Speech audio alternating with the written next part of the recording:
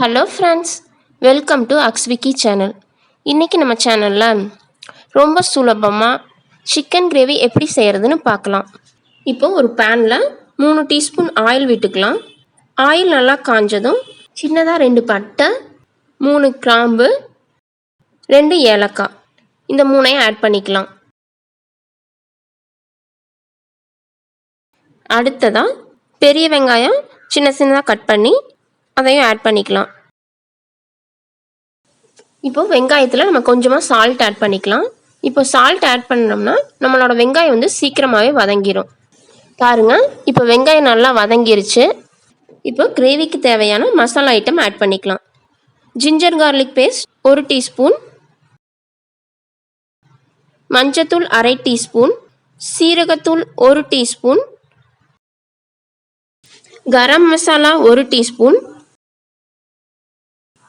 மல்லித்தூள் 2 டீஸ்பூன், மிளகாய்த்தூள் 2 டீஸ்பூன். இது எல்லாத்தையும் போட்டு நல்லா மிக்ஸ் பண்ணிக்கலாம். இப்போ நம்ம கட் பண்ணி வச்சுருக்கிற தக்காளியை உள்ளே ஆட் பண்ணிக்கலாம். உள்ளே ஆட் பண்ணி நல்லா கிளறி விட்டுக்கலாம். இப்போ தக்காளி நல்லா வெந்துருச்சு. இந்த ஸ்டேஜில் நம்ம எடுத்து வச்சுருக்க சிக்கன் பீஸ்களை உள்ளே ஆட் பண்ணிக்கலாம். இப்போ நம்ம சிக்கன் பீசஸை மசாலாவோட நல்லா மிக்ஸ் பண்ணிக்கலாம்.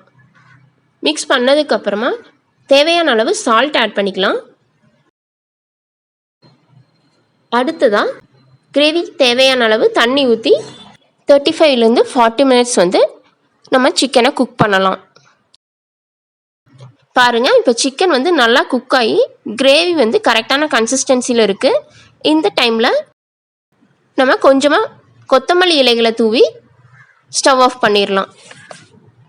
இந்த கிரேவி வந்து இட்லி, தோசை, சாதம், சப்பாத்தி, பரோட்டா இந்த மாதிரி எல்லாத்துக்கும் ரொம்பவே நல்லாயிருக்கும். நீங்களும் ட்ரை பண்ணி பாருங்கள். ட்ரை பண்ணிவிட்டு உங்கள் ஃப்ரெண்ட்ஸ் அண்ட் ரிலேட்டிவ்ஸ்க்கு ஷேர் பண்ணுங்கள். உங்களுக்கு இந்த வீடியோ பிடிச்சிருக்குன்னு நினைக்கிறேன். அப்படி பிடிச்சிருந்தா லைக் பண்ணுங்கள், ஷேர் பண்ணுங்கள், சப்ஸ்கிரைப் பண்ணுங்கள்.